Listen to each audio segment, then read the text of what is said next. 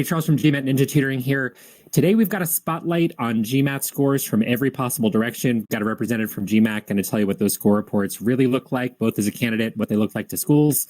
And we've also got a fantastic admissions perspective in here, somebody who's been there, done that, every possible side of admissions. If you're watching this live during MBA Spotlight, please toss your questions into the Q&A function, not the chat. We're not going to see them there. Hit that Q&A function. If you like somebody else's question, hit the upvote. We're more likely to get to those. And just remember, these will be available here in the MBA Spotlight dashboard until the end of the week, until this Sunday. So if you liked it, send your friends in to take a look at it. Morgan, I'd love to have you introduce yourself. Tell us about you, your background a little bit. Yeah, sure. Great. Thanks, Charles. Happy to be here. My name is Morgan Bernstein. I have spent about 15 years in higher education administration, all of it with the University of California. What is most relevant for today's conversation is that I spent about 10 years at Berkeley Haas, including 4 years where I was the head of MBA admissions as executive director. Also, I'm a graduate of the Berkeley Haas program, so I've been on the applicant side, student, alumni, as well as the admission side. And now I'm currently a director for Avanti Prep MBA admissions consulting. So happy to be here. Awesome. Thanks so much for doing this with us, Morgan. And Zach, tell us about yourself. Sure. So I'm Zach Fernebach. I'm a product marketing manager at GMAC. I've been at GMAC for a little over 2 years now and have had my hands in many different educational organizations, including product marketing for the International Baccalaureate. So if there's any IB students in the chat, throw your best IBDP shout out. And yeah, I'm so excited to be here. Love it. Thank you so much for doing this. Zach, before we hop in, so we're going to hop into some actual score reports in just a moment, get Morgan's take on it, get Zach to show us what really goes on in those reports and what schools see and what you get to see. Before we do that, Zach, we were talking a little bit backstage about your background in terms of your graduate studies and your background before that. So tell us a little bit about kind of what led you into product marketing and kind of the fun you've had with the GMAT and GRE over the years. Sure. Lots of fun. So yeah, I guess I come from what you would consider a non-traditional business background. I studied theater in my undergraduate. And as a result of being a full-time actor and playwright after graduating, I had to learn marketing to get butts in seats, as they say. And through that experience, I fell in love with marketing, a totally different type of storytelling than theater, and decided to pursue a master's in marketing. But I was so scared. Studying theater, the closest I ever came to a mathematical equation was to be or not to be. So I had no idea what I was going to be stepping into. And I was so afraid of math that after doing all the research, I was like, I'm going to take the GMAC.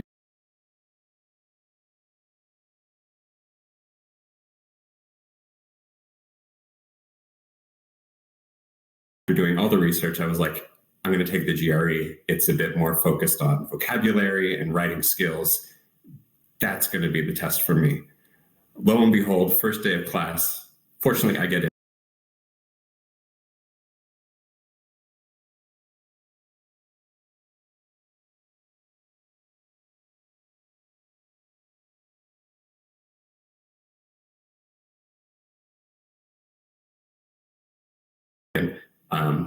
And I'm so lost in them, and I have to do a lot of catch up, right, to catch up to some of my my class.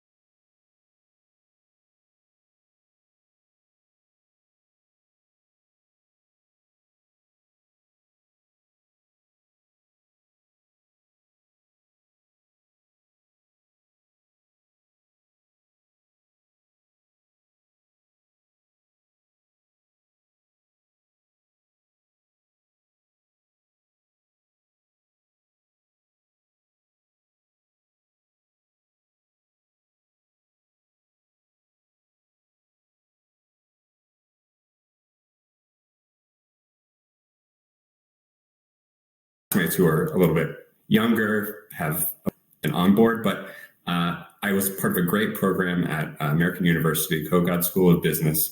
And at the end of the day, I became quite the math whiz and, conquered all of those Harvard Business Review case studies with ease.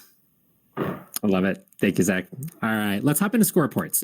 So one of the things that I've realized that a lot of candidates don't have any idea what the schools actually see, and we get all sorts of mythology about what is and is not in those school reports that landed in Morgan's lap when she was the admissions head over at Haas.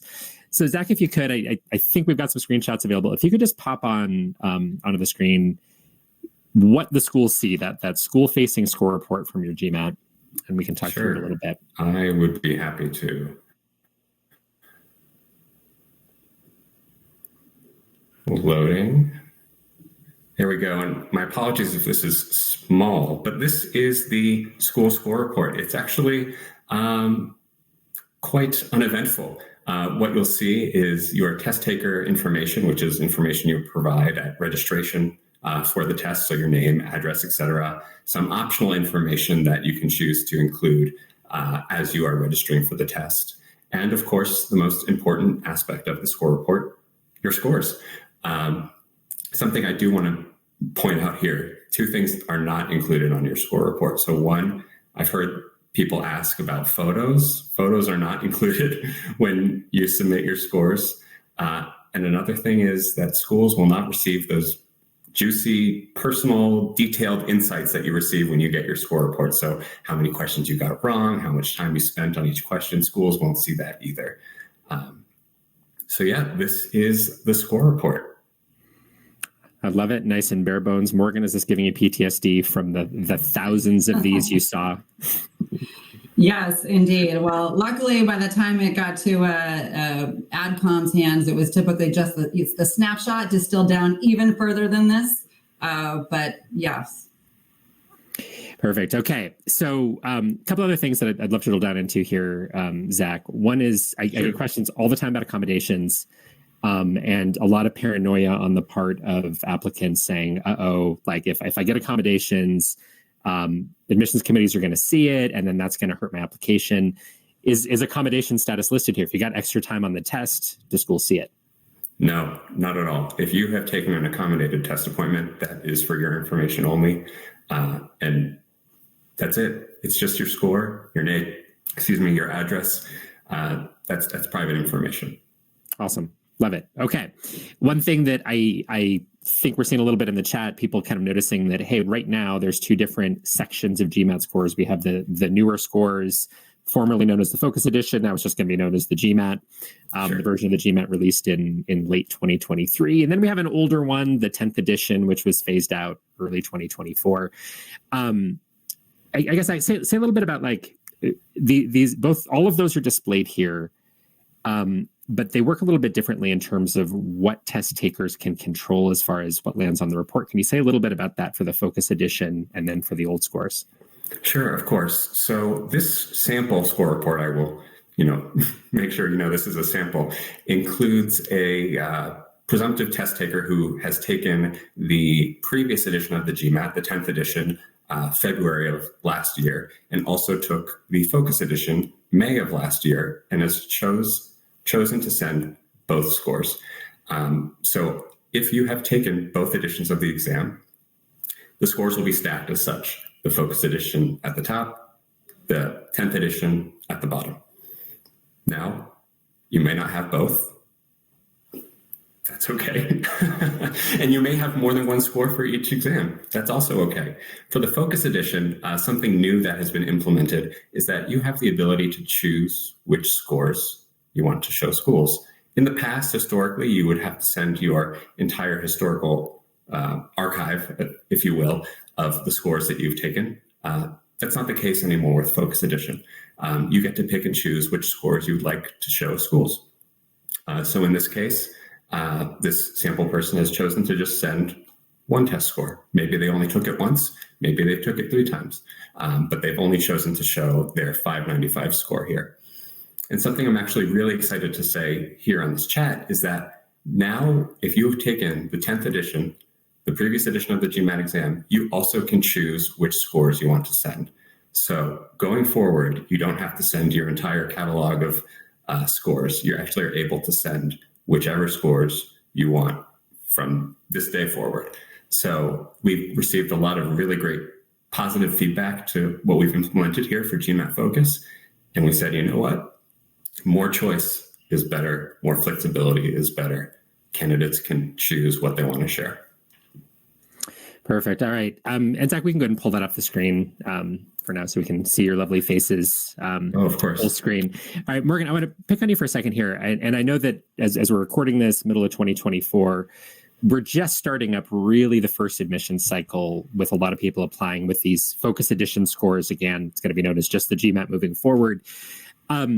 If you are in a position, if you're still in an admissions office, or even when you advise candidates as an admissions consultant, if somebody shows up with scores from both types of both versions of the GMAT, what are you doing with that? What's your instinct? How do you interpret that? How much you look at those? Are you just going to focus on the newer one? What do you suppose happens with those? Yeah, no, that's a great question. And I'm sure something that many prospective applicants are thinking about right now. My take on it is that as a candidate, you always want to put forth your strongest score, your most competitive score for that school. And so, I think certainly having an awareness of what the school's averages are, right? So for the 10th edition, those are all posted and known. Obviously, for the new Focus edition, those are a little bit harder at this point to determine where you fall because most schools likely don't have sufficient data to be able to post averages. In which case, you can do what the schools are going to be doing, which is you can use the handy converter to translate your Focus edition score into the 10th edition score. Of course, it's just a proxy, but that is what the schools are going to be doing for at least the next year until they have sufficient data to be able to say these are our averages for the Focus edition and these are our averages for the 10th edition. So, like I said, my take is I don't think it matters which score you are sending in, but to send in your strongest score that will make you most competitive for that particular program. And we've got a question from an audience member that is kind of related. So taking the GMAT 3 times, best score in the second attempt. What do you think about sending extra scores? So do you think it helps an applicant's cause just to have multiple scores, shows determination, shows interest in doing this over and over? Is that helpful? And what about in kind of that edge case where maybe the composite score doesn't go up, but maybe one of the sub scores goes up? Would you advise the applicant to go ahead and send the extra scores in that case? Yeah, this is another great question here. And what I would say is that if your strongest score is at about the range of that school's average, right? So if you are competitive for that school with your strongest score, I think that's the only one you need to send in, because they don't need to understand the context and the backstory if you're already competitive within their range. If your series of scores is not yet at or approaching their posted average, then there is a story behind that. And if you are continuing to improve, whether that is in the total score or in the sub scores, then I think it is worthwhile to share multiple scores and to use that optional essay to provide that context behind it. So hopefully that makes sense. Yeah, perfect. And we had a question that has now disappeared in the chat because this platform does that to me sometimes. So we had a question, this one's for Zach, saying, wait a minute. So if I take the test, I submit that score, I retake it, the schools see it. So there's still that concern, talking about the Focus edition, the current version of the GMAT as of 2024. Zach, so if you retake the test, do schools automatically see it? They don't. When you go to send your score, you can choose which scores you want to send. They won't see anything you don't want them to see. And here it is again. So even if it's an earlier score, Zach, if you don't want the schools to see it, you can make that score disappear, and that's that. Unless you've sent it to schools before, then they can't see it. So just to be totally clear, everybody, I love the question. Thank you so much, Chinmay. Total control over it with the new version of the GMAT, which is at the very, very least something that gives you peace of mind as a test taker. There is no such thing, just to say it again, no such thing as canceling your score anymore. Got another one in here from Morgan. Similar idea about retakes. And I think you kind of spoke to this already a little bit. If we retake, do schools see it negatively? So we can say on one hand, yeah, there's no need to send multiple scores if you have one that really is competitive. But let's say you have an upward trajectory. Is it okay to keep retaking? Or does it not really matter? Yeah, I mean, in general, schools do not see retakes as negative. As we noted, it's showing, your persistence and your perseverance and your desire to be more competitive for that program. So, and this would include retaking the test even after you have submitted your application for those schools that are willing to reconsider, GMAT score updates. So again, I think it does demonstrate grit and determination and desire to be a part of that program. I think you just have to ask yourself, is this necessary? Do I need to demonstrate this to them, or have I already shown this elsewhere in my application? And is my single GMAT score strong enough where this additional context isn't as necessary? But to answer the question most directly, admissions officers are not going to look at a candidate negatively because they've taken the GMAT multiple times. Okay, getting a question about online versus test center scores. And I think there's kind of two components to this. I guess one is that I don't think we mentioned yet. Zach, when in that score report that goes to schools, do they see whether you took the test online or in the test center? I guess let's start there, and then we can kind of talk about it from an admissions perspective. Yes, they do. They see if you took the test at a test center, at one of the many test centers available around the world, or if you took it online. Okay, so then I think the implication here from the user, and say thank you so much for the question. Apologies for any name mispronunciations. Possibility of cheating is higher in online testing. I think there's another conversation we could have about the extent to which that is true or not true. I think that's a question of the test security. But I think what's fair to say is the perception is out there that at-home tests maybe involve a higher possibility of cheating. So I guess really for either of you, I'll start with Morgan on this. Do you think admissions committees are thinking about this much in the context of the GMAT? Are they saying, well, wait a minute, this candidate took the at-home GMAT. Maybe there's some chance that there was something fishy going on with it. Is there anything like that where you've seen admissions committees treat those scores differently at all? So the short answer is that admissions committees are not treating the scores any differently. At the end of the day, we have to go with the final score that's delivered to us.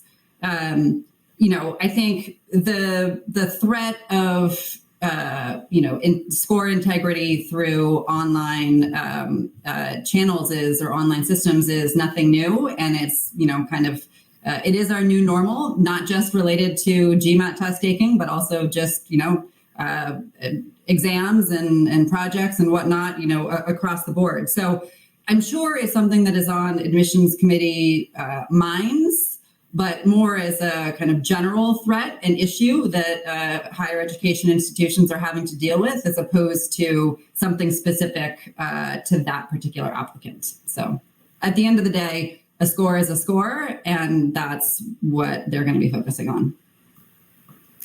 And Zach, I don't know that we want to go down a super long rabbit hole here, but since the viewer asked, what's GMAC doing to address this? I don't know if you want to say something brief about kind of the at-home test and security and kind of how that's all working at this point. I'm happy to say that GMAC has perhaps the most secure protocols of any exam out there. Actually, if you go to MBA.com on our homepage, we have this just new FAQ about all of the security protocols that we employ for our exams. And that's it. I mean, it's a secure test. And just to connect that a little bit to what we see on the GMAC Club forums all the time, things we get from students, we often see this business of test security for the at-home test. We often hear about it in a negative light. My score's under review. This is terrible. The proctor was such a pain in the butt. I had to go around my room when I was taking the at-home test and do all these things. I had to clean software off my computer, all this crazy stuff that can be really annoying. We hear about the irritation of test takers from the at-home GMAT.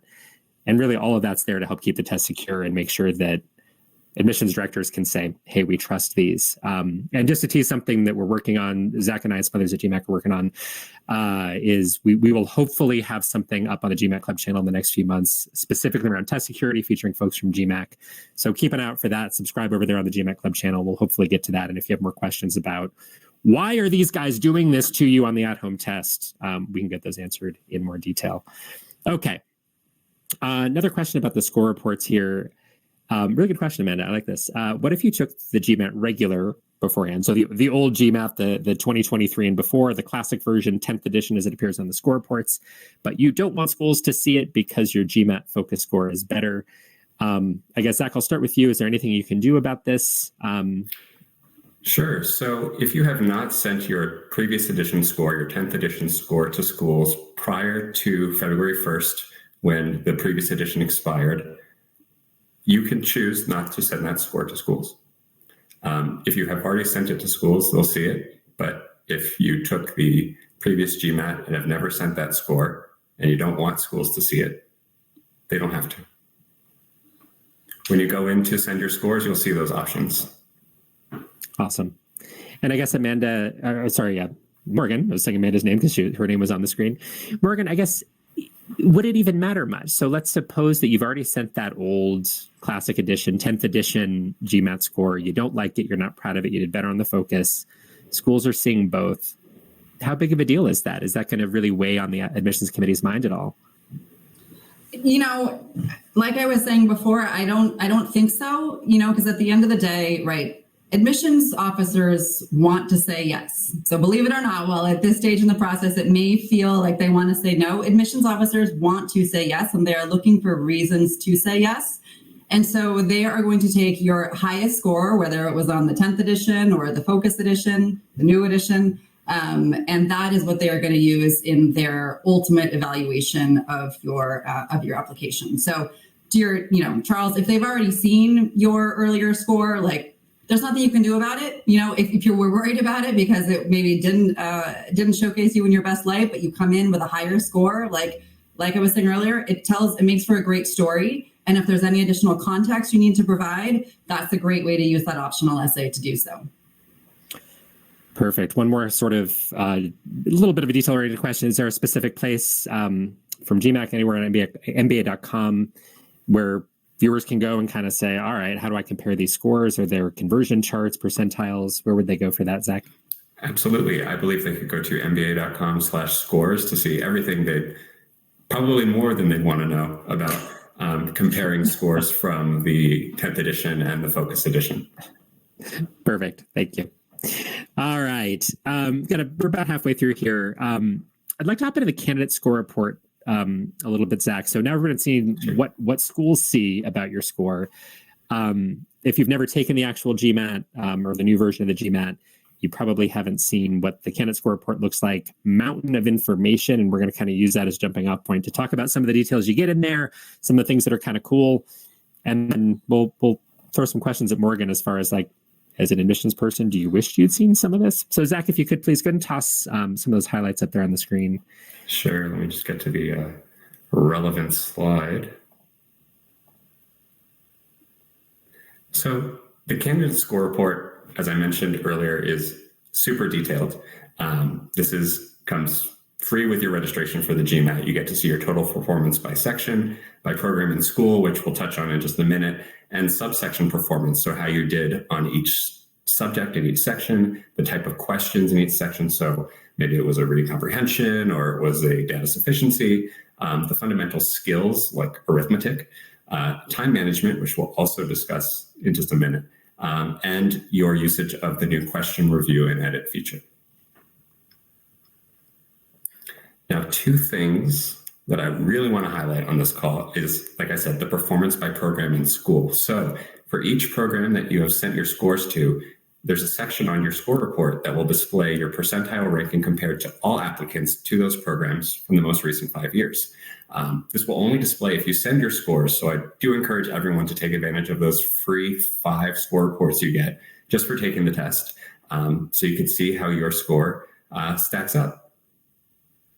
So this is a great new feature that I hope more folks take advantage of in their business school journey and in planning where to fully apply to business school. Another section of the score report, which I would really need because time management is probably my biggest weakness, is that we have this section where you can see how many minutes you spent on each section for each question, excuse me.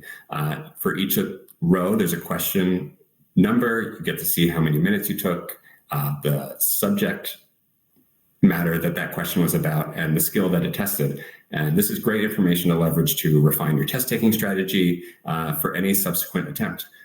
So definitely don't sleep on these insights. They're very helpful as you continue on your business school journey, for sure.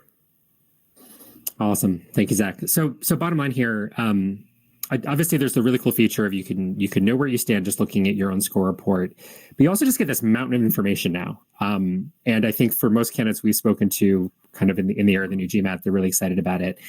Morgan, I'm getting one question that's kind of related from a viewer. Let's start with that, and then we'll broaden it out a little bit. So we tend to think just in terms of that composite score. When you look at the candidate score report, you get section scores, obviously, as does the admissions committee. You get all sorts of other things in there. Those section scores specifically, how important do you think those are? And I realize we're asking you to speculate because there haven't been a whole lot of candidates admitted just yet with those new scores. But how do you think they're going to be evaluated? They're on a new scale at 60 to 90. That's new to admissions committees. Can you say a little bit about what you think is getting prioritized so far? Yeah. So, I mean, as you noted, this is new territory for most admissions officers. And so my expectation is that their approach will probably, at least to start, be very similar to the approach when they looked at subscores with the GMAT 10th edition, which is, yes, the subscores do matter. But, in general, I would say, and this is one thing I think, applicants should remind themselves of, is that while we spend so much time stressing and preparing for the GMAT, that it really is just one data point in the overall, application review.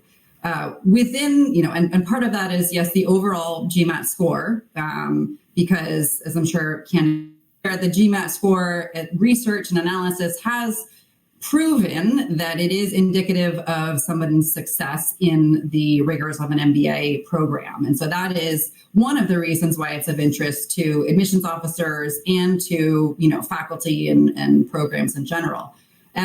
But in addition to the overall score, they're also going to be looking at the subscores as, indicators of how you might perform in the program, right? So, and again, a lot of this will be comparing your percentile rather, to either the average for their class or kind of overall averages. So looking at, perhaps you are lower on the quantitative reasoning side, below average, that is. Then they'll look to see if you have evidence of quantitative strengths elsewhere in your application, right? And as you know, that could be from undergraduate courses, it could be from your professional work experience, even extracurriculars. Ultimately, they're just wanting to make sure that when you show up into their program, that you'll be able to handle the rigors of the core, which in most cases is highly quantitative.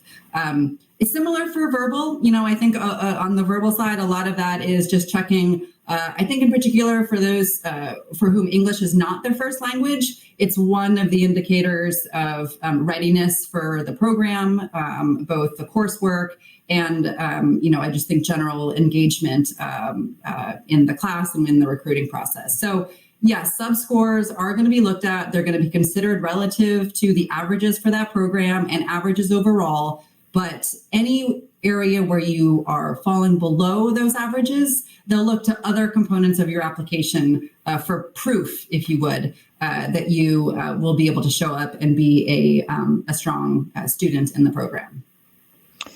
And I guess it might be worthwhile to kind of talk about one specific thing where we're hearing a lot of chatter about. So I think a fundamental truth of how people interpret test scores historically is that people respond around numbers. So do we necessarily understand the difference between, let's say, a 730 and a 710? Maybe not. What does that 20 points mean? But 700 is this round number that's been a huge part of our culture, literally for generations. It's been a huge part of education culture here in the US. So one of the things that kind of is making the rounds on the internet and people chatter about with the new score scale, a scale from 60 to 90 for the individual sections, you hear people saying, well, maybe it's really important to get an 80 or above on all three sections, just because that's a round number that maybe feels like it checks the box. And I realize pure speculation at this point, but I guess, Morgan, we'll start with you, and Zach, feel free to jump in if you have thoughts on it. Does that something that passes the sniff test to you? Is that how you imagine people interpreting them? Or do you think that admissions committees will be really, I guess, pretty disciplined about saying, we're going to look at these percentiles and that's it? Yeah, I mean, I think, to be honest with you, this is one of those things where I would say it probably varies by school, because I can think back to how we did it at Berkeley Haas, and I know some of my colleagues at some of the other, say, top 10 programs may have handled it a little bit differently.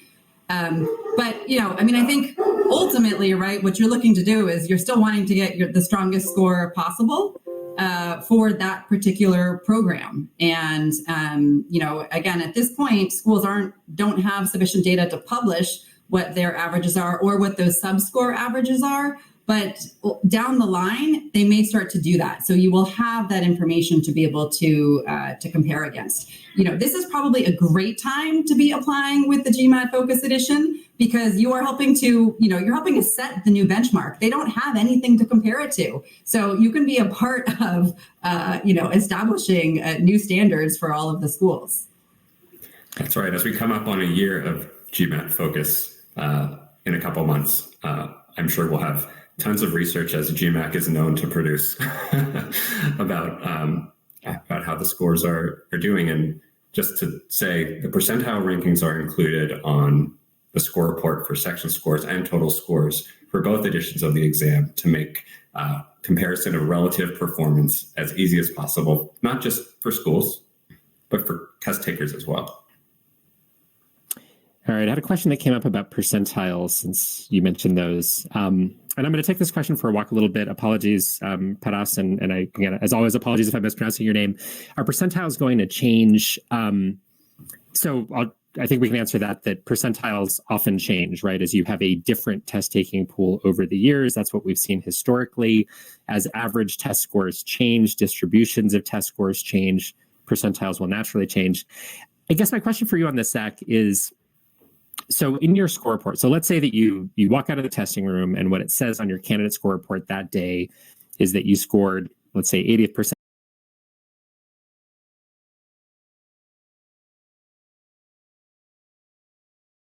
percentile composite.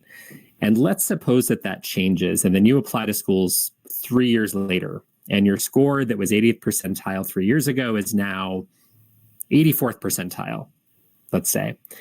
What happens on that score report? Is it an updated percentile once you submit that score, or is it going to stay the same over those 3 years, even if that score would be a different percentile once you actually apply? Sure. Your score represents a moment in time when you took the exam. I don't think any candidate who has taken the GMAT should be worried about what future score inflation or whatever has on their performance. Yeah. Morgan, any thoughts on that? Is that something that you would ever worry about as an admissions director? Yeah, no, not at all. I 100% agree with Zach. Love it. Okay. Got a nice little technical question here about score reports. I'm actually glad somebody asked this. Thank you again, Chinmay. How long do we have after taking the test to send those free score reports? You can send score reports forever, but for how long are those first 5 free? Well, not forever. You have 5 years. But fair enough. Once you receive notice of your official score report landing in your MBA.com account, from the moment you take a look at that, you have 48 hours to take advantage of your 5 free score reports. And that all happens through your MBA.com My Account profile. After those 48 hours, you can continue to decide which schools you want to send scores to. There will be a fee for anything after that 48-hour window, but we do find that most candidates are able to take advantage of at least some of their initial schools right away. All right. I think we're the audience questions are starting to dwindle here. This one's a little bit off topic, but I think it's worth answering anyway, I think in the context of both how we think about admissions and the score report itself. Pooja, always great to see you. A little confused about the data insights section. How's it different from the integrated reasoning section of what is now the old GMAT, the 10th edition? So I mean, I can answer that from sort of a what does the section look like perspective. So the question types have changed a little bit. Data insights is a longer section. It's 20 questions versus 12 on the old integrated reasoning. Data sufficiency is part of it. Some of the question styles have changed a little bit. It doesn't make any sense to say that it's more difficult or less difficult. It's an adaptive test. So if you do well, you're going to see more difficult questions. If you do poorly, it's going to be easier questions. So superficially, it looks quite a bit like the old integrated reasoning, but data insights is a little bit longer, also has data sufficiency in it. Now, the thing I'd like to throw at maybe we'll start with Morgan on this one. In your time at Haas, you were getting these integrated reasoning scores in. They were not part of the composite score back then. Obviously, it was just this separate little subscore. Now data insights, which is we'll call it an offspring of integrated reasoning. Now that's part of your composite. One of the things we see candidates asking about all the time is, well, what are schools really going to do with this? You have a history of interpreting quant scores, verbal scores.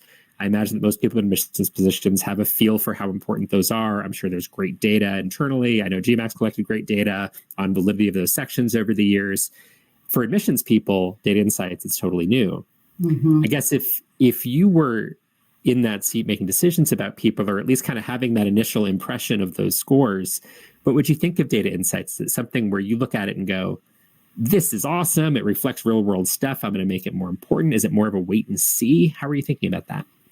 Yeah, I mean, I do think that a lot about this is going to be wait and see. But, that I personally love the data insights part of the exam. I think it's, testing logic and your thought process, and it's really getting to how these prospective applicants and students would handle real world situations.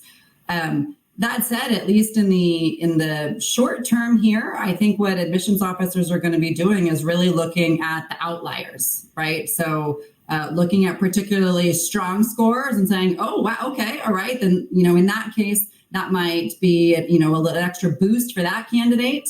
And then kind of on the flip side, looking at some of the lower scores, and that might be a little bit of a flag, like, okay, this is something to look out for as we continue to review the rest of the application. So, again, there are so many different components of the application that admissions officers are looking at and evaluating. And this is, the GMAT is one, the subscores, there's even, kind of a more detail within that. So just always keep that in mind. And remember that, like I said earlier, admissions officers want to say yes. So if something, becomes what I refer to as a red flag to them, they're going to be looking for evidence elsewhere in your application to counter any concerns, right? So, for example, if your data insight score is lower than you would have liked and might suggest that perhaps your on the job, quick thinking skills aren't where they need to be, that could be something that you have one of your recommenders expand upon and actually talk about your strengths in that area. So overall, always think about your entire application as like a large puzzle. And you, in each component, the GMAT, the essays, the letters of recommendation, they're all one piece of that puzzle. And so you want to, really help round it out and make sure that everything fits together and, paints a really nice overall picture of your candidacy. And a somewhat related question we just got from somebody, which is, there we go. This is a little bit inside out from what you've been saying, Morgan, can a really good GMAT score make up for other aspects of your application? So what would you say to that?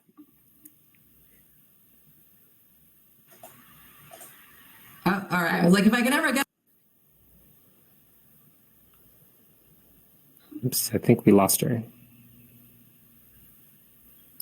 Hold on, can you guys hear me? Yep, you're back, Good Morgan. now. Okay, all right. Yep, I think my mute button was stuck there. So again, like I said, because there are so many different components of the application and they're each being considered in the overall review, a really high GMAT score can work in some applicants' favors. So I don't want to make a blanket statement because I do know this is one of the areas that schools do handle differently in terms of at what point in the review process a GMAT score would come into play. So what do I mean by that? I don't mean to be so opaque. In some cases, there are some programs where a GMAT score or a GPA or perhaps years of work experience serve as an initial filter in the application review, such that if you have a certain score or higher or a certain GPA or higher, that might filter you into a category where you are read quicker, you might receive an interview quicker, et cetera. There might be some perks to it. Those are only some schools. That's not how every school does it. In other cases, right, your entire application is read all together at once, and a recommendation is then rendered at that point. So part of it does depend upon the application review process for that particular school. But in general, a strong GMAT score, an above average GMAT score is never going to hurt you. It is obviously always going to be a good thing, and it's good to be noticed for that.